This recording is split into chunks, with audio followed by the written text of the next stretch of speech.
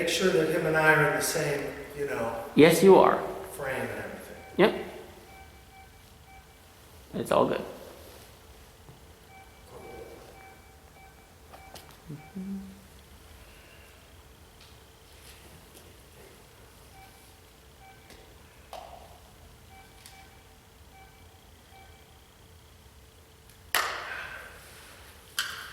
Ready? Yep, we are recording. Tucker, good morning. Good morning to you. How you doing? Just fine. I appreciate you giving me this opportunity. What I'm trying to do is do some oral history about good people in St. Mary's County who have a good history of it. So I'm interviewing today Tucker Brown from over in St. Patrick's Creek in the 7th District. Tucker, how old are you today? 76. And you still working in water? Yeah, work every day. What are y'all doing now? Right now we're oystering, and days we kind of sleeping in now. We don't have to get up about 4 to 4, 3:30, 4 to 4, and we can work until 3 o'clock. So that's kind of a short day for us. Where are you getting most of your oysters these days? Well, oysters started, had a good set, and oysters are coming back. And I think the method that we are doing now to harvest oysters has got a whole lot to do with it. It breaks the bottom back up, because the bottom, when that disease, dermo, came through, it's not harmful to humans, but it's harmful to the oysters. It's something like a touch disease, and it gets into them, and it'll lay dormant. Now it'll lay dormant until the conditions get right. Hot, dry weather is what the trigger is. That's what triggers it off. That's what sets off the disease. Yep, and I tell you, it can just wipe them all away. What do you think, because last year I read, I don't know for a fact, but I read that the oyster harvest was better, than in many years. Is that true? Yeah. And is it even better this year? Yeah, it's going to come close to probably around the same mark or even better. I think in Virginia last year they had harvested like 400 and some thousand. In Maryland, I say is probably right there. And that's that'd be like kind of some of the aquaculture stuff too.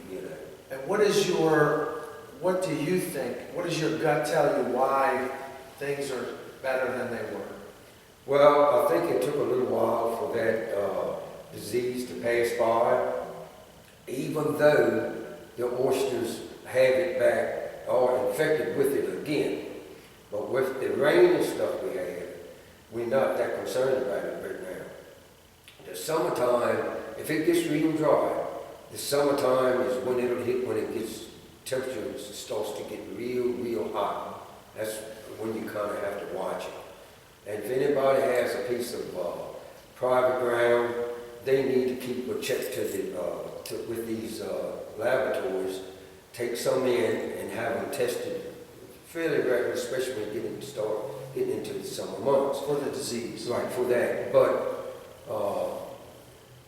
oysters, Mother Nature, I guess you could say, plays a very important role into this. You can try to change things and think you're making it better, but when you interrupt the way this into the system to try to do something, sometimes it just doesn't work, And oysters last year were all across the bay. It was a broadcasting of spat just about everywhere. Let me ask you this. I noticed for the first time in my life, there was not one sea nettle in Breton Bay this year. Yep. Do you think that was because of the rain, or what's your take on it? Well, I think a lot of it has to do with some rain. Our waters in the summertime, the salinity is really picking up in it. And that's going to bring, like different things. I don't even think the scientists really know for sure. You know, things, I guess it started about 2 years ago. We noticed things were changing into the river. It just wasn't the same. It wasn't like it had been in the last 8 or 10 years. Something else was going on.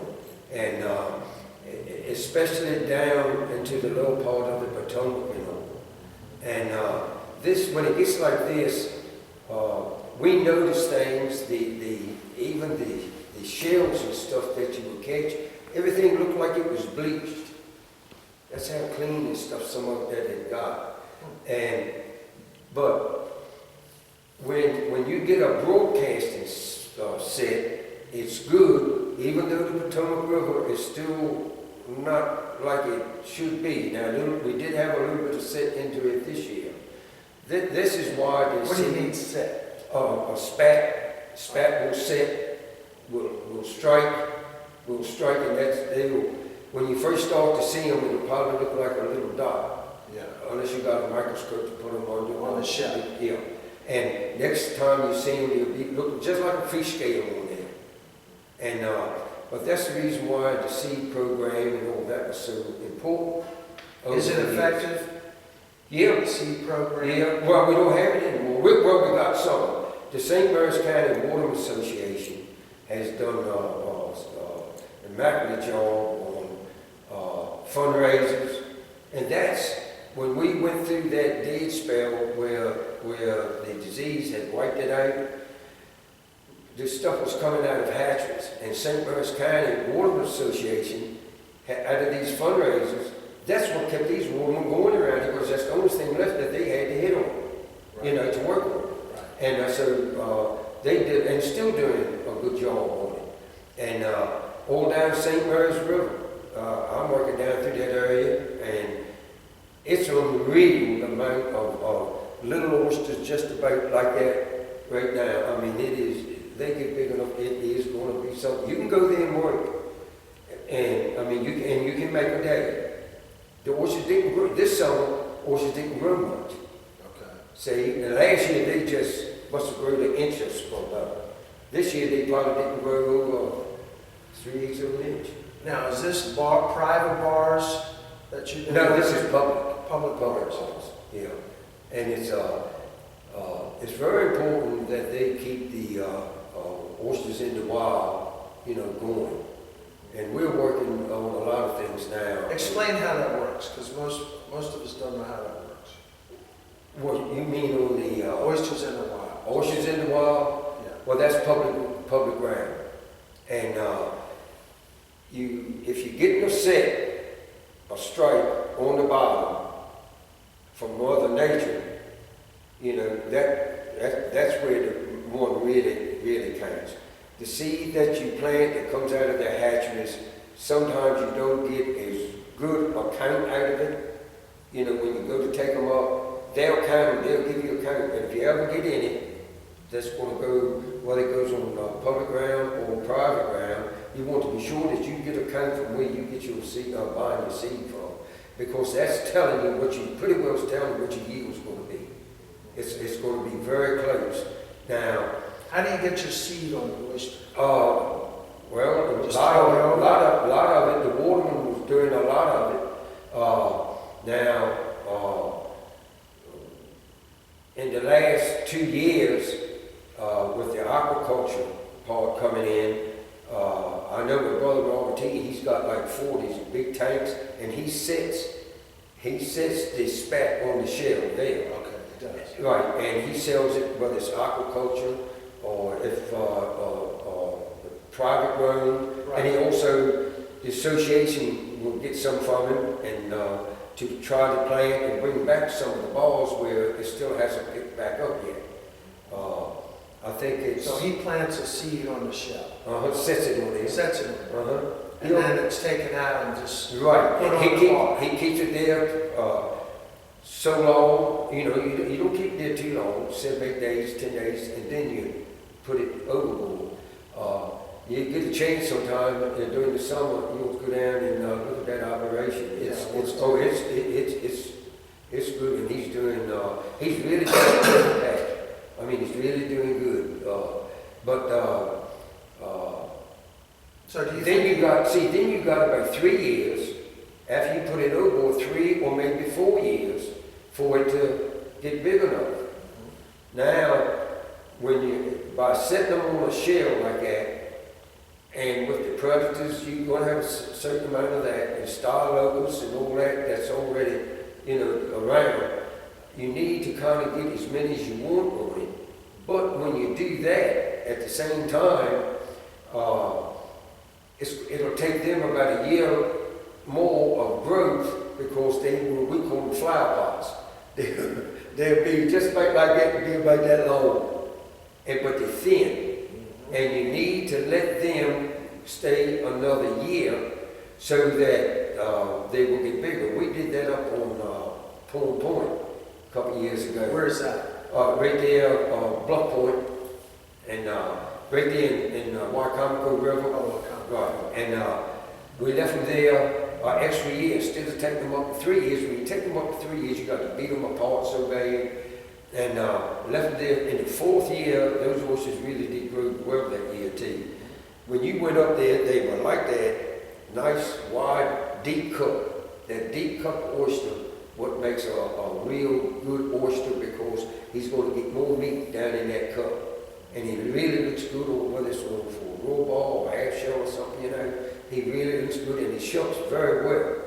Now, and that's here's the downside. The downside is when you know you've got a reinfection of it, you want to get that stuff off the bottom as soon as you can. Right. Because you want a quick turnover. So that's where the triploid oyster came in at. Right. Now the triploid is the same oyster that we have. The Virginica oyster is what Maryland has. It's the exact same oyster, but the only difference is that the diploid, they take the reproducing genes out of it, and so it makes it grow faster. It just feeds all the time. It just grows, just eat, and they grow faster. Now 2 years, you can kind of turn them over. The diploids. The diploid is the reproducer. Okay, the triploid, they take the Reproducing reproducing genes. genes. Right. Okay. Now, I'll give you an example of it. We tried what they call an OMC program on Raggedy Point. We got What does that stand for? Oyster Management Reserve Program. Okay. And we planted, 20 more of them got together out of both states, took money out of the pocket, and started this program there along with the Potomac River Fisheries Commission, because we didn't have hardly anything left in Potomac. That disease wiped it all right. I think they got down around 16, 18 bushels harvest that year, and now we're trying to build it back. But this is a separate program for these amount of people that got in it. So now we're up to, I think it's 30 some people in it.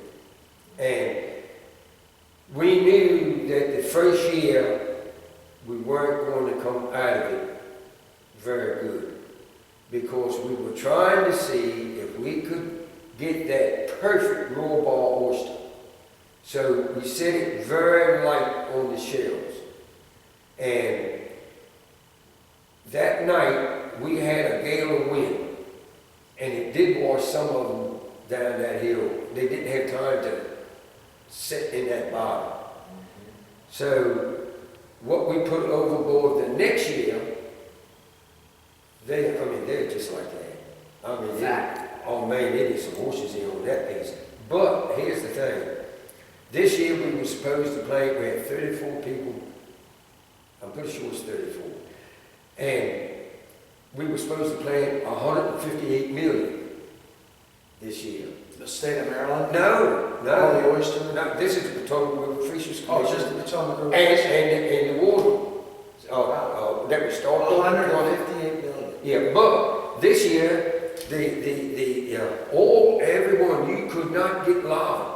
I mean, it was so hard to get, it was unreal. It's got to come out of these laboratories, out of these hatcheries.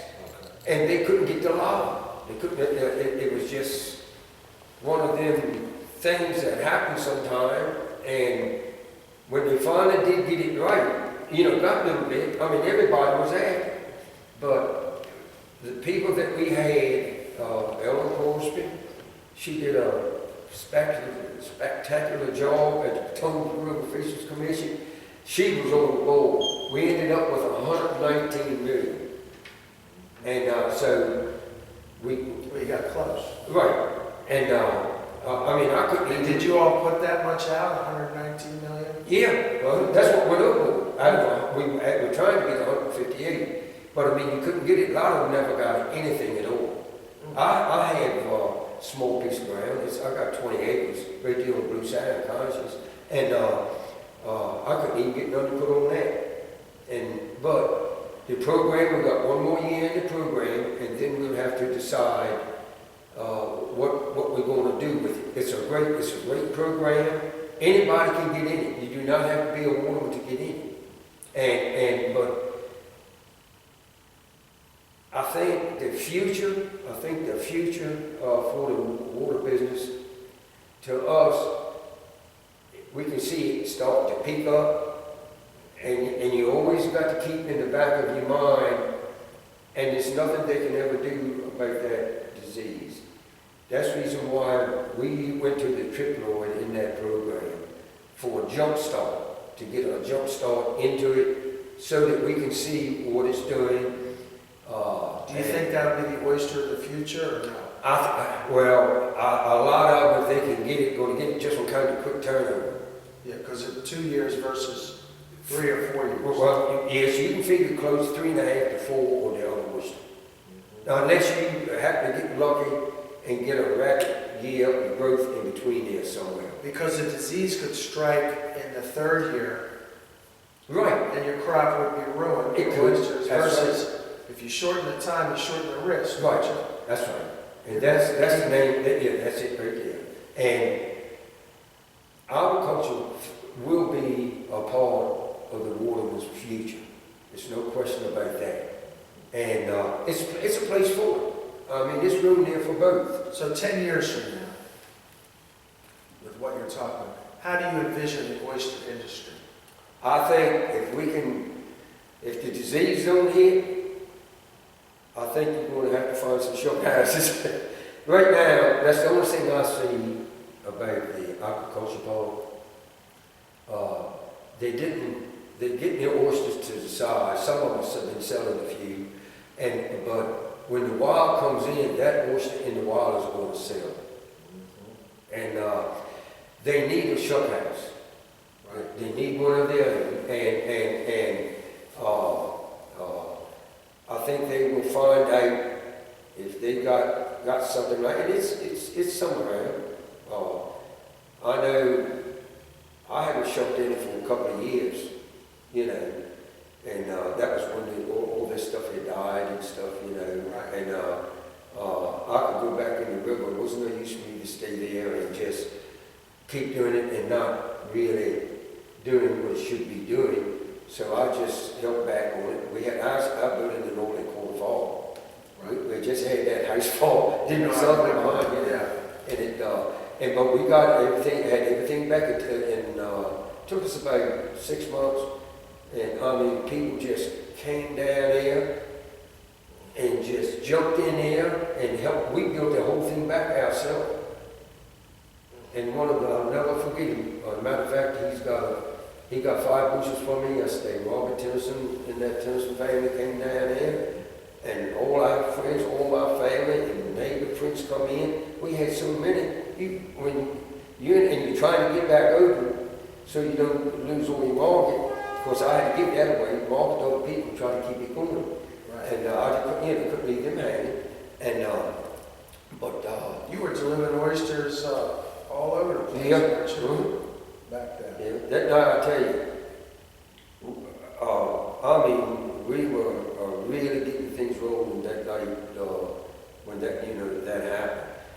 the future. You got to have, that they really need to look into another hatchery.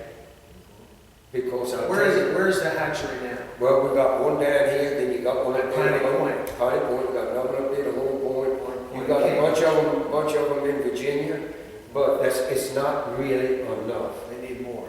There's one over Deals Island. I think I'm right on this. I believe it belongs to the state. I think. Who runs a Piney Point plant? Tomawaski. And he does a good job. I tell you that. Now, the Boardman, when we move seed anytime or wherever it goes, if it comes out of that hatchery, either a running boat will go there and pick it up, or the Boardman will go there in a boat and load the boats and take it. And just see, before I see that it was up in St. Mary's River. St. Mary's River one time supplied the seed for the whole state of Maryland. Now how about that? All of it. And so then it fell back a little bit. Why? Because the bar was so abundant in the wild, they would take the oysters there and go You everywhere. might transplant them over there. Okay. And What bar was that? Or all up ahead. all But now sanctuary has been put up there, of them? Right. which we don't like. We like the word oyster reserve. Oyster reserve, at a certain time, you can go in and it should be able to go in and you could take off so many bushels. Closing it and leaving it, it just lets it all silt over. That's all it does. And we're it's just another thing that the water, I know things seems like it works slow for them, but that bunch of bureaucracy that you got up there in Annapolis, it takes a while to beat through it. Yeah. And that's what we do. Are you happy with the election results? I was tickled dead. This year? Well, I lost some. I did lose some. But I mean, in the state house, do you think? Do you I'll tell you. think O'Malley did anything for the watermen over the years? He first started off, O'Malley, for about the first year or year and a half, looked like he was going to do good. After that, he just fed us to the wolves. I mean, he just... Explain why. Why? In your opinion. In my opinion, Yeah. I can't say that he ever, I know he knew some watermen, but I think he forgot where the state was really built off of, came from farmers and watermen all years ago. And I think he lost sight of that. I think when the agriculture part came in, he just said, let's get away from these watermen. I mean, we lost our seed areas. Then they started putting sanctuaries in. They tell us, send us all the names of your best balls, best oyster balls. We were being straight with the man. And what does he do? Takes everyone that he could get. It took what few balls that we got left. We can't stand no more sanctuaries. St. Mary's River up there, that place needs up ahead of that, needs to be opened back up to the water. I mean, there's a lot of little groups that would love to get into that. Well, I guess they would. That's a set-up moneymaker there. Put shells overboard, sell them, to people. But I mean, that's going to be looked at. I think one thing I can say about the governor now is that I really, in my heart, believes that he is going to do some good for the whole state. I don't think he forgot where he came from. Right. And I think that the whole DNR up there needs to be had a hard look at. They need to go in there and do some house cleaning. Yeah. That's and get things back and get jobs back in this state, in this county, in this state. And Tucker, I want to just add a little note on that, because my grandfather left me like 3 or 4 acres on an oyster bar over Mulberry Point, and you couldn't do much in there anyway. But what really irked me, I paid my rent every year for 25 years. Then I got a letter in the mail from DNR saying, they're revoking my lease because I hadn't produced any results, reports to them over the last 25 years. Well, it was, you couldn't oyster there anyway, Right. so how in the world are you gonna have any reports? But that's a good example Yeah, of just it is. the screw up in the administration. And that's what they were doing all over the state. And when you plant a piece of polluted bottom, Right. you got to take those oysters up, put them over somewhere else, and let them perish themselves out. You got to leave them there for so many days. Has Brenton Bay been open yet with, to the best of your knowledge? Just, well, you can go up to the rain line, the conditional line, what they call the conditional line. You can go up to that, and we are trying, but we just don't have the funding to go out. And here's the thing of it. You look at how many user groups that we have with discharge pipes in Virginia and Maryland that goes in this Potomac River. I don't care if it's a sewage treatment plant. Right. We know we got to have those things. But here's the Potomac River trying to build it back and don't have the funds to do it. They should step up and say, you know, let's us help you replenish this river back. Right. And if we could get it back, we would really and truly have something, you know, there. And Have you seen improvement over the last 5 years? on the river? I would say that within the last 2 years, we started noticing some things that were getting along, but, oh God, Blue Plains up here, Right. we met with the MDE. Blue Plains puts out more than all these other places put together. Right. And somewhere, you know, it needs to be done. But one thing that was really kind of disturbed us when Obama sent money to O'Malley for the cleanup of the Chesapeake Bay, Right. I'm talking about millions. Right. The Potomac River and the Corps of Engineers and others, they wouldn't even so much as recognize that as a tributary of the bay. Well, if that doesn't run into the bay, I don't know what they call a tributary. Right. We have no objections of where they went, but they could have at least done something. That's 2 states, Right. and we must never lose that. There's a good relationship between the Virginian and the Waterman. Years ago, they always said that they fight all the time.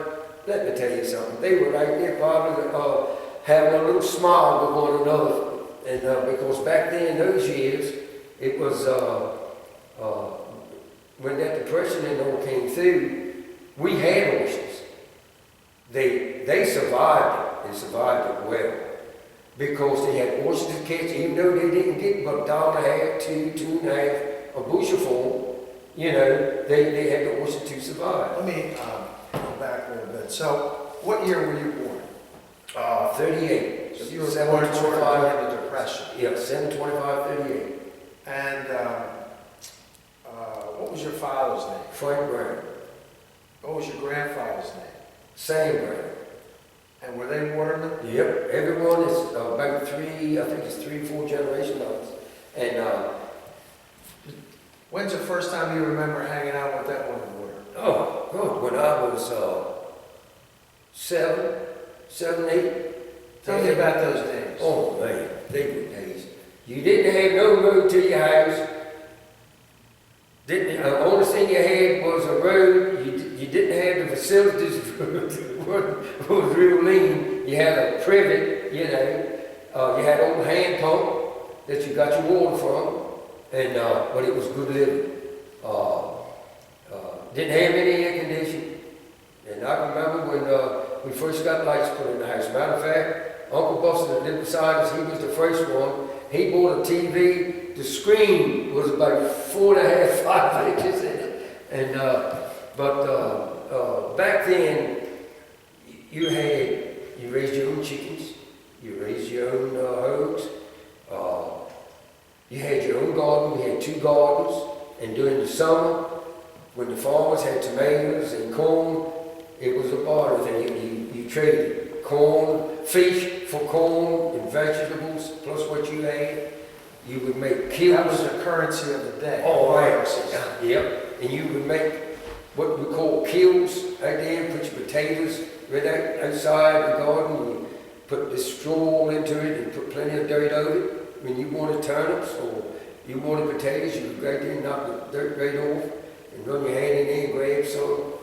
And you had your soft grass, of course we had plenty of grasses back then. Right. And I think as far as the loss of the grasses, because I was just a bystander, but I participated into that pretty good.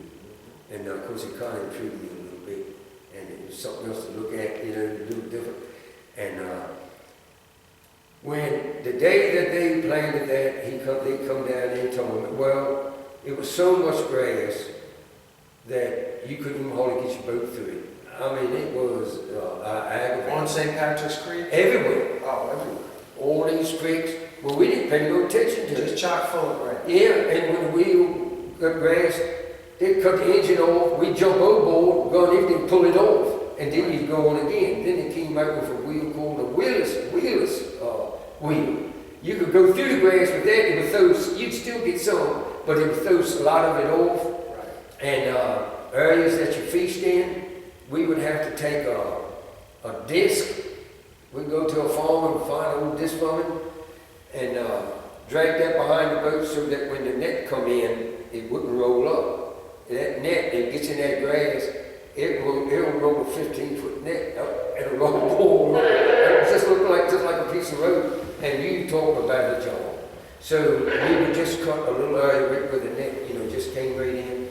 And you really didn't have nowhere to go, but it was a wonderful life. You would have company every Sunday. You didn't play, nobody playing anything because you either went to somebody's house or they came to yours, and everybody would take a plate. And I'm going to tell you the truth. So sorry to interrupt. I just wanted to let you know Mr. Guidance here. Oh, good. Okay? All right, well, we're going to cut. We're going to come back to 1938 next time. No. And this is Tucker Brown, Part 1.